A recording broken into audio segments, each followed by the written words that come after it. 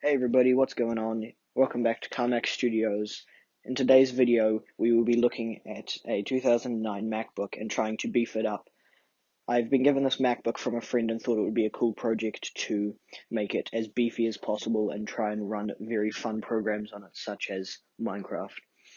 I will be replacing its 120 gigabyte hard drive with a solid 1 terabyte hard drive and replacing the 1 gigabyte of RAM with 4 gigabytes of RAM. Like and subscribe if you enjoy this. Enjoy the video.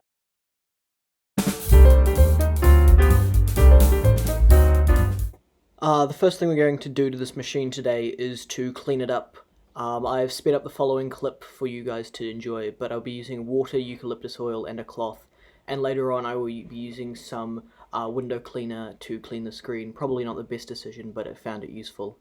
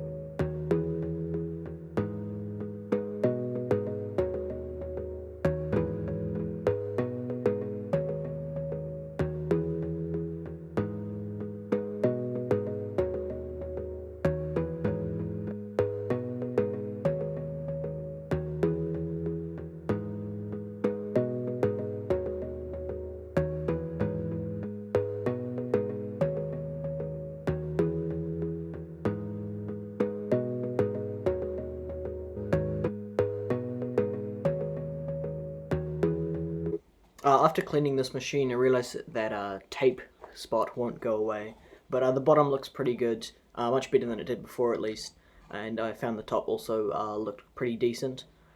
On the inside, I managed to wipe the keyboard, and the screen's looking a lot clearer now because after having a bunch of splotches on it. The keyboard's looking pretty clean, and so is the trackpad. For the actual restoration today, we'll be replacing the hard drive and the RAM. I've got all of my stuff there. I will be using 4 gigabytes of DDR3 RAM, which I managed to find from another machine.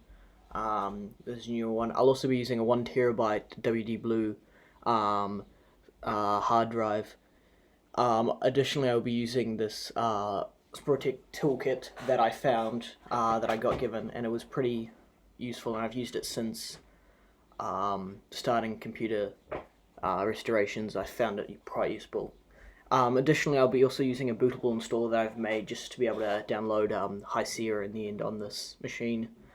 As to update its current, I think it's running OS X or something last time I opened it up. But that's what I'll be using today. The first step today would be to take off the bottom case. I sped it up for you guys to enjoy. It just took a few minutes, well, about a minute and a half because the screws are a bit stubborn. But after I had officially opened it up, it actually looked pretty good on the inside. Everything was in place and nothing was really damaged. The first thing that I wanted to take out today was the hard drive. I again sped it up because it did take a little bit longer than expected with the screws, but it was all good. This hard drive that you see in there is Apple certified one. It's 120 gigabytes, I think, but I'm replacing it with the 1 terabyte, so it'd become much more beefy. It was pretty easy to get in and out, but it did take a minute. The next thing that I had to get changed was the RAM, and this was the last thing that I removed from this and replaced. I took out the 512 megabyte cards, and I didn't actually have to speed up this clip because it didn't actually take that long. But I swapped them in for 2 gigabyte DDR3 RAMs that I'd taken from another machine. and would fit nicely into this one. I enjoy salvaging the parts, so this was just in my toolbox of previous machines. The final thing that I needed to screw in was just the back cover back on. And I sped this up for you guys to enjoy. But while we're here, if you really enjoyed this video, please like, share, and subscribe. And add a comment as to whether you think this is actually worth it to create an insanely beefy 13-year-old computer. I really enjoyed doing this project. So let me know if you enjoyed watching it. I may make some more after this. The screws actually went in pretty decently, and they were all the same, so I didn't have to worry about where they were going. But there's only 4 out of the 8 of them there. I didn't have any spare screws on hand. So with the machine all up and ready, I had just plugged it in and was getting it ready to go. I've got the bootable installer on hand so that I can download High Sierra onto this machine. But for some reason the charger didn't want to work on one side, so I flipped it over and it started working eventually. And then, of course, got the bootable installer handy, which for this one is running High Sierra. It was really interesting to make one of these, and if you guys enjoy this sort of thing, I think it would be good for you guys to research how to do this, because I really enjoyed making them using an iMac actually. But with it plugged in, it was ready to turn on. It was actually a really clean screen, so it was enjoyable to watch, but it booted on almost instantly, which is probably because of the new hard drive that I put in. It took ages to get to this point, and I think I skipped a lot of it for you guys, because I had to go through and delete some of the information and erase the hard drive and do a bunch of that stuff, which took about 15 minutes in the end. But I got to this point and I downloaded High Sierra onto this terabyte hard drive, which I have sped up. This is 8 times sped up, but it was still an insanely slow process, but it took a lot less time than it probably would have had I not replaced the hard drive or the RAM.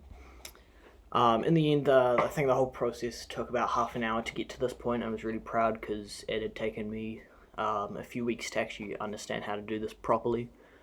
But yeah, it was really enjoyable. So it was at this point where my camera died, and so I'm just recording the rest of this on my phone.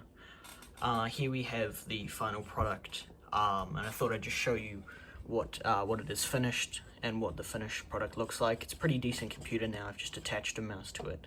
Nothing wrong with the trackpad, I just prefer to use the mouse. So it's a pretty speedy computer, and it's pretty quick to jump. As you see, the specs here pretty much the same. It's the same computer and same processor, but it has upgraded the memory to a 4GB of DDR3 RAM. The graphics are the same, and of course the serial number is the same, but the largest fix was from the 120GB hard drive to this whopping 1TB hard drive, which has overall increased the speed and the usability of this computer. It is probably way too much because it's got less capabilities with the RAM and the processor and the graphics, of course, but it's still pretty decent. Probably useful in this configuration for somebody who wants to do a lot of mild work that just needs a bunch of stuff on here. Probably useful for a mum who doesn't get into computers but has a bunch of digital photos that she can keep on here, or for, you know, young school children who's just going to be doing a bunch of work on Safari, which actually loads up really quickly, I might add. That's insanely fast compared to even my computer, which is one of the newer ones. Overall, it's a pretty decent machine, and you know, I definitely recommend these upgrades to this computer if you had one like this that you just didn't want to get rid of and thought you could continue using. But thanks for watching, and please like, comment, and subscribe. Thanks for watching. If you want to see me play around with this machine, please be sure to leave a like and a comment. See you in the next video.